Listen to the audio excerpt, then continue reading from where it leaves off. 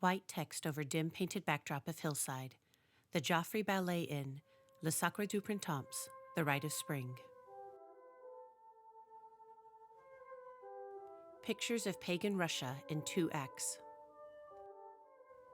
Choreography by Vaslav Nijinsky. Music by Igor Stravinsky. Scenario by Igor Stravinsky and Nicholas Roerich. Decor and costumes by Nicholas Roerich. An audio introduction as credits continue.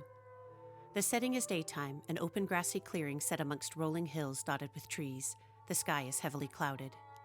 Act 1 features 42 dancers in 5 main groups. All dancers wear loose, shift dresses with long sleeves. The tops of the shifts billow out over the belted waist. The skirt falls to just below the knee. Their legs are covered in thick white tights, and their shoes are soft flats, with ribbon ties crisscrossing up their calves. The shifts are hand-painted with thick lines of geometric designs and simplistic repetitions and bright colors. On their faces, all wear heavy paint of grayish-white, with circular cheeks in gray or triangles under the eyes. The female groups wear circlet headbands and wear their black hair in multiple long braids that hang to their waist.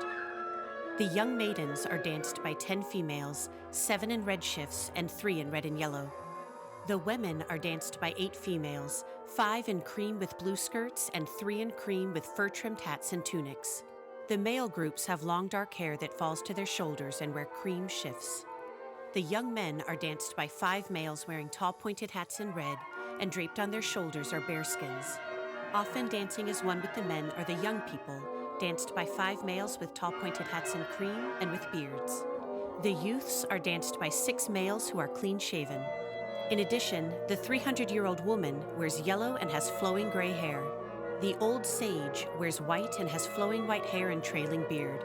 He moves with an entourage of elders, danced by 8 males in white with pointed hats.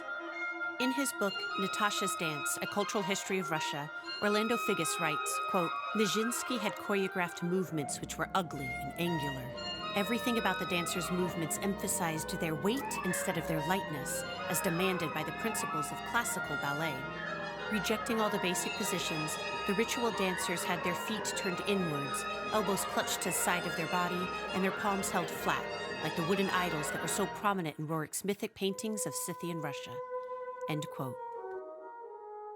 White text reads Act 1, Adoration of the Earth. An old woman in yellow stands still, her feet turned in at the toes and knees bent inward, stooped forward from the waist. In her hand she carries several sticks, long and straight.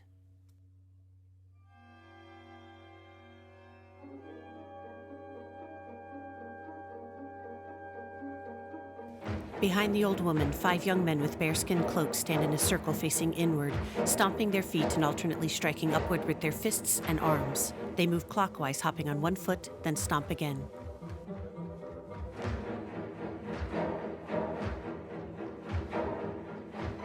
The old woman jumps to life and begins to hobble between the groups of huddled dancers on the floor.